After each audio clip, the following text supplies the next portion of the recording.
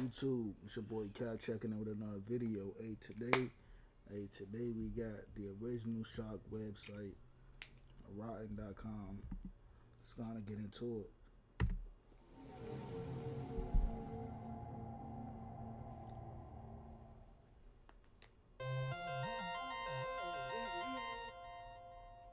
Our morbid curiosities often lead us down dark roads when surfing the ominous waves of the internet. In 2020, getting content that satiates our thirst is only a few clicks or taps away, either by places like LiveLeak or certain subreddits. In fact, it's quite easier to find gruesome and disturbing content, even when you aren't looking for it. I personally believe that this helped to desensitize our culture by having these pieces of content easily available. However, 20 years ago, you could only find this content slowly loading on an HTML page, only to find low-resolution pictures and even really crummy, barely 144p video. One of these places is the infamous yet widely influential Rotten.com. Rotten.com was founded by Soylent Communication. Hey, that's crazy, bro. Because I remember... That's crazy, bruh.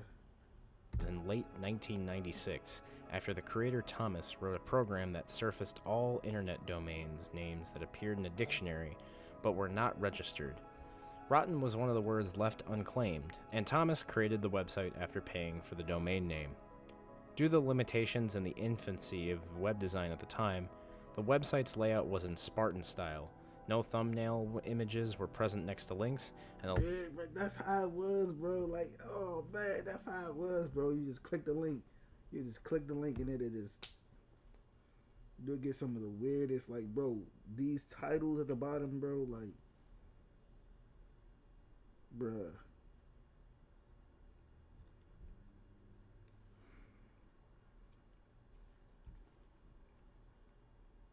Damn.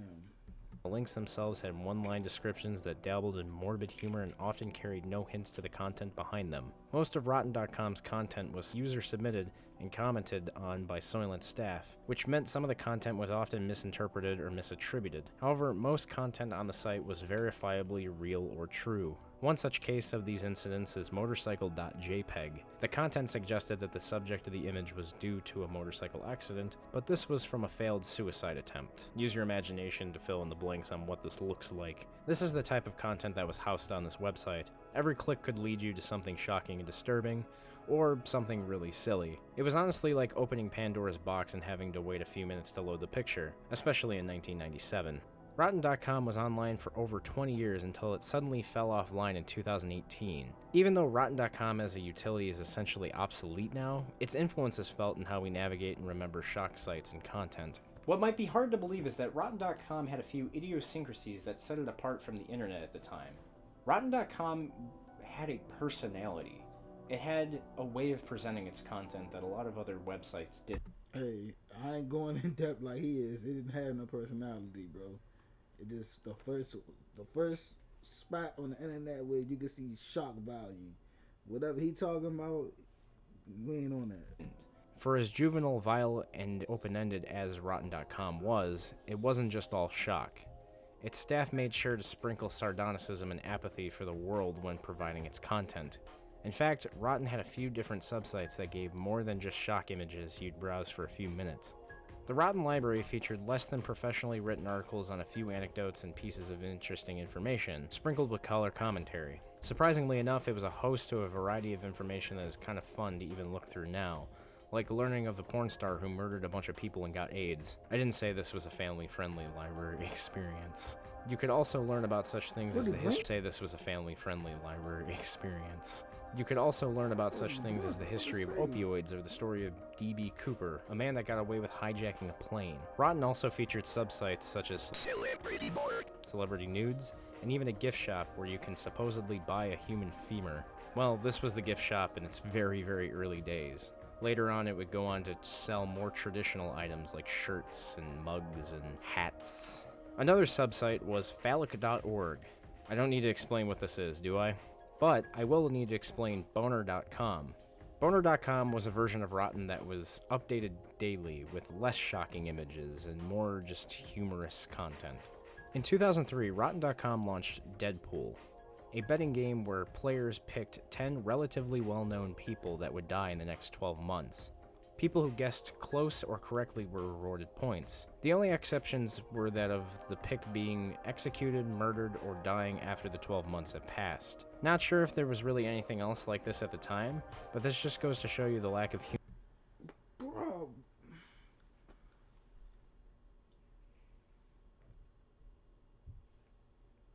Come on, bro. Come on, bro. They thinking they playing this joint like a game. humanism that could come with the internet. I'm sure that this is fun for some people, but this would really not fly today. Before I get into this section of the video, I just want to acknowledge Justin Wang's video where he talks about the legal entanglements and how Rotten.com fought for free speech. I'd like to talk about something entirely different, so if you want to know more about that, go watch Justin Wang's video on it. What I really want to talk about is the shape in which this information even came to be. Before the internet, getting your hands on this type of real uncensored content was either very sketchy or in some way emulated for entertainment value. You weren't going to find vivid depictions or real photographs of car accidents, dismemberments, failed suicide attempts, and some wacky pornography. Today, you can find an abundance of any of these types of content almost weekly. Be it live leak or best score, the morbid parts of reality are being documented in real time. The bigger difference between how we navigate today's content versus back in the dial-up days is that Rotten.com never gave you explicit details before showing you the content. Everything was meant to serve as a surprise in a way. You couldn't go wandering in the comment section of a Reddit thread to distinctly find out what you were getting yourself into before clicking the link. Back then, that slow internet often revealed something that was bound to ruin your day because you didn't have any context to prepare yourself. I believe this adds a little bit more layers of nuance to being desensitized from this content. We're accountable for our actions and seeking out this content. There is something in the back of our head and our morbid curiosity that sparks. But in a way, proverbially, we light a stick of dynamite and then we stick it in our brains and then kind of still just expect to not have any consequences of the such. Seeing the Black Dahlia murder pictures from Rotten.com gave me this experience. I saw it quite young, and for a lack of a better term to describe it, it absolutely tore me in half, and stuck my toes in my genitals for some reason. However, the way that this content was presented to me caught me off guard. Once I subjected myself to the images, my curiosity only grew, and from that point, I just wanted to see how far I can really take it. And really, that's the double-edged sword with the internet. There's enough content to satiate White people stuff. You, but then there's enough content to overstimulate you. I imagine in the late 1990s, the experience of having to wait and anticipate the image or content only fueled observers' imagination more, only to knock their expectations completely out of line. How we interface and navigate websites ultimately lends to a lot of how our experiences are shaped, especially in the early days of the internet. Again, today you can go crawl into the comments section for comfort now before even indulging in the content if you choose to, but navigating Rotten.com is like wandering into a cave alone. There was no reprieve back then. There was only you and a dimly lit CRT monitor separating you both. Due to our culture today being desensitized to a lot of this content, thanks to our entertainment diet, it might be less shocking to see the real thing now.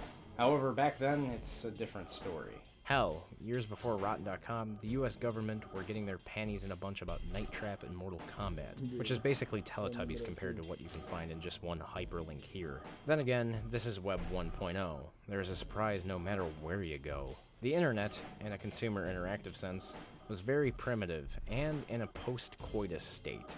Not infant state. Like the sex, yeah. There are funny things to be found on this website. It isn't just guts and gore.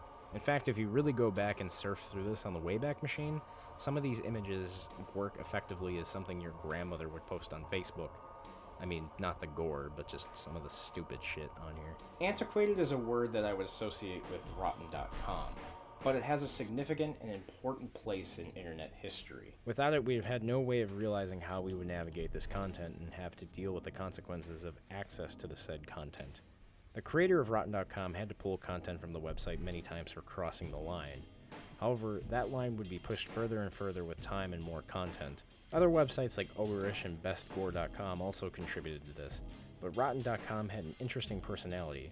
It was witty, misanthropic, and generally had no care for humanity in general. But what could you expect from a website that displayed the worst of humanity? And also this weird mascot.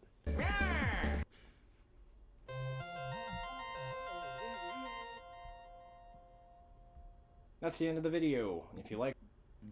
Hey, so let me tell you how I got into it. My older sister was watching it on the computer in the living room. She told me and my nephew, "Come here, check this out." Ooh, bro, creepy. But the worst video I've seen on there was a lady. I think she went swimming. She either went swimming, then she went swimming, or she was taking a bath in like a lake or something. Third world country, y'all.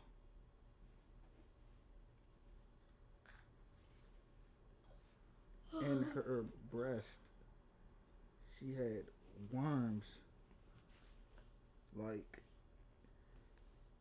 inside her body, and it was eating, like going inside. I'm like, bro.